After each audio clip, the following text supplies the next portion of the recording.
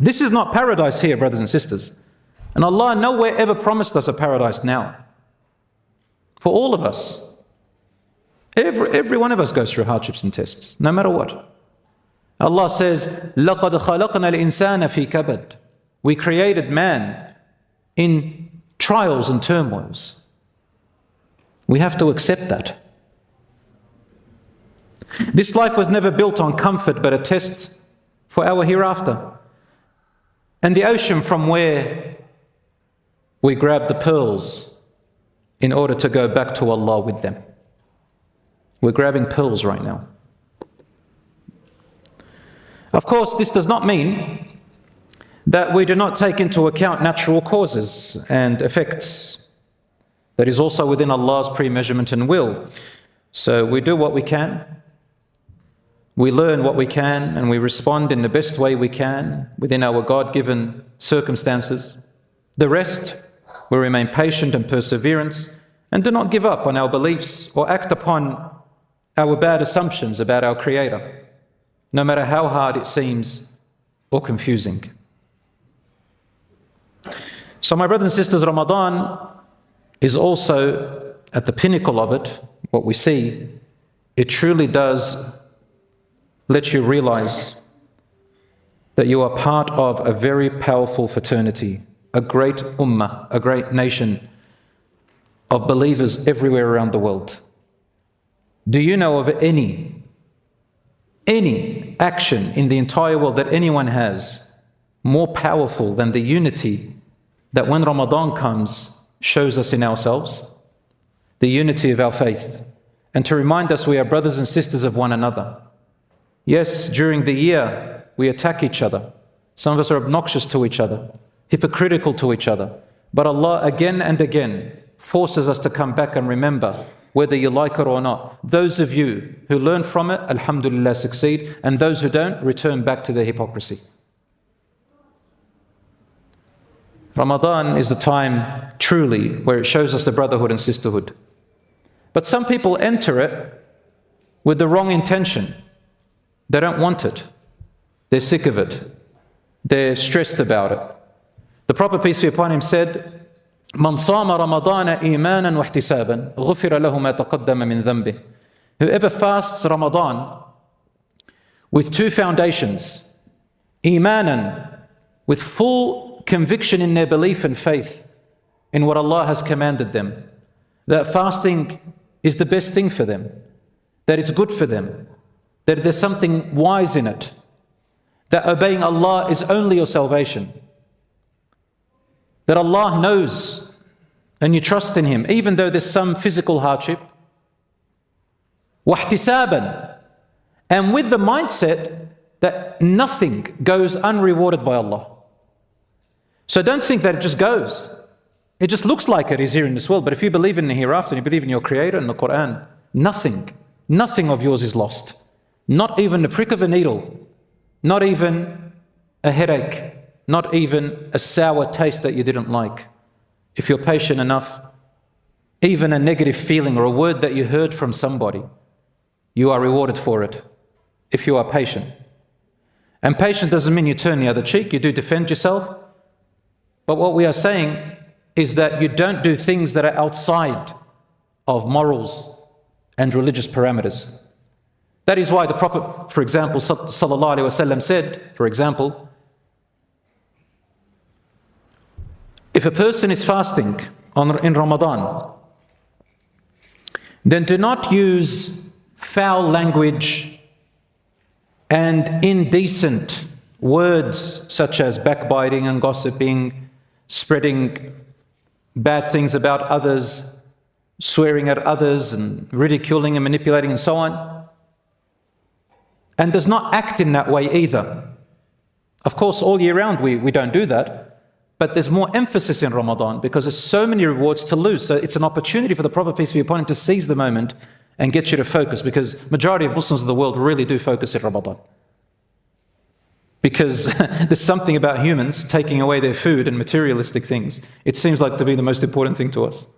Take it away, I'll do anything. But that's humans.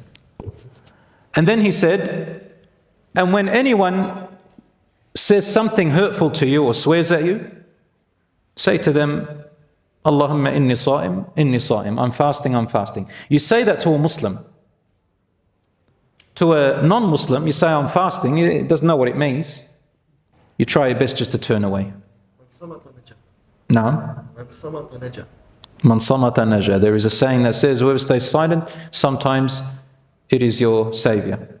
So not everything needs to be responded to.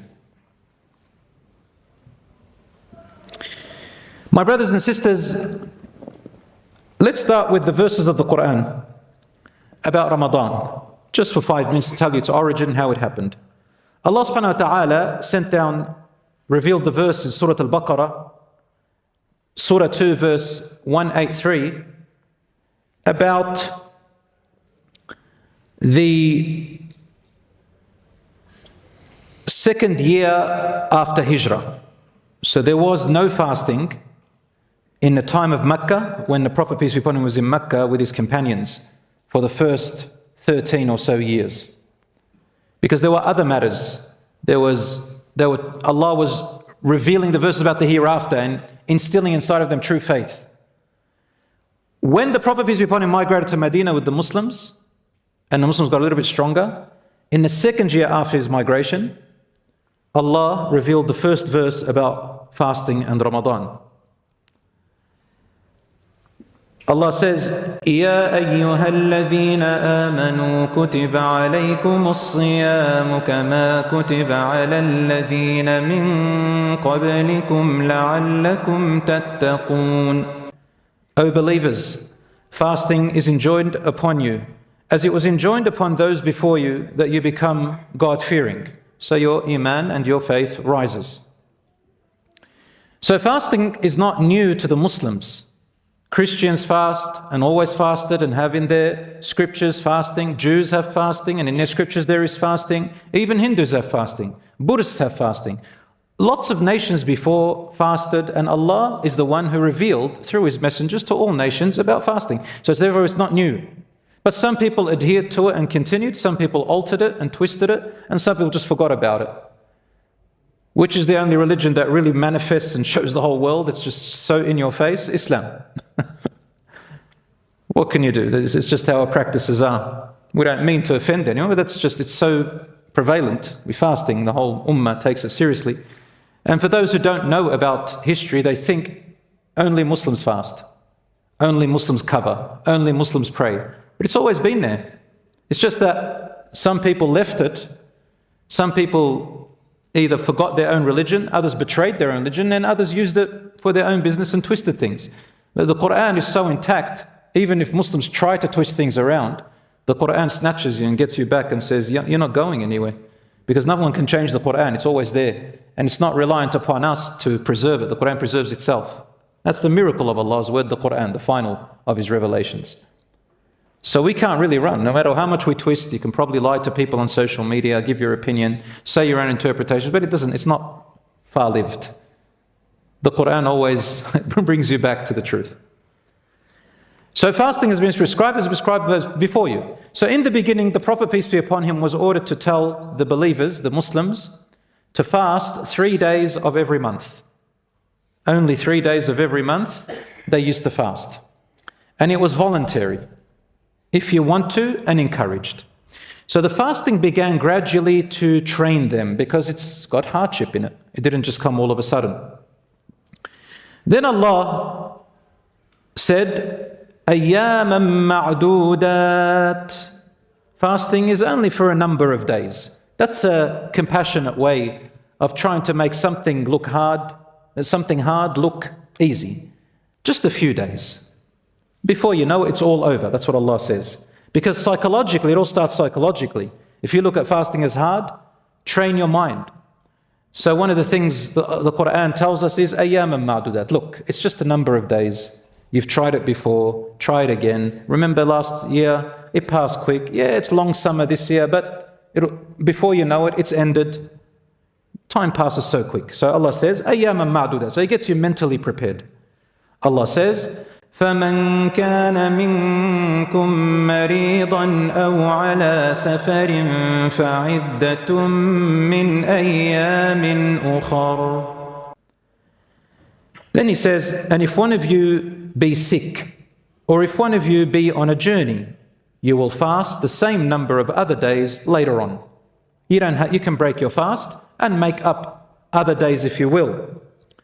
And then Allah says, وَعَلَى الَّذِينَ يُطِيقُونَهُ فِدْيَةٌ طَعَامُ مِسْكِينٍ. For those who are capable of fasting but still do not fast, there is a redemption. Feeding a needy man for each day missed, or a needy person. Allah says, فَمَنْ تَطَوَّعَ خَيْرًا فَهُوَ خَيْرٌ لَهُ. Whoever voluntarily does more good than is required will find it better for him. وَأَن تَصُومُوا خَيْرٌ لَكُمْ إِن كُنتُمْ تَعْلَمُونَ. And that you should fast is better for you if you only knew. This verse of the Qur'an right there does not apply to us now. This was in the beginning of enjoining fasting. In this particular verse of the Qur'an, it's giving the Muslims an option to fast or not to fast those 3 days a month. But in this particular verse, instead of being an option, he says, you can fast or not fast, but if you choose not to fast, then you need to feed one poor person per day as a redemption. Then Allah says, and if you do more than that, you feed more people, or you feed and you fast, that's beautiful, Allah will reward you more. And if you were to fast instead of paying or feeding, or to fast while feeding, it is much better for you if only you knew how much the reward is for you in this world and in the next. So in the beginning, this was the gradual way, and you can see it turning into a very spiritual practice, one that also looks outside of yourself to think about others who are in desperate need, those who are poor and needy, those who go hungry other than you, training you to slowly look outside of just yourself, as though your salvation, your iman, your faith, your piety, your character improves when you share looking after yourself and looking after others outside of you, and focusing on those who are less fortunate than you. There is a secret, brothers and sisters, there's like a little magic, if you like, figuratively speaking, about people, the nature of people's psychology.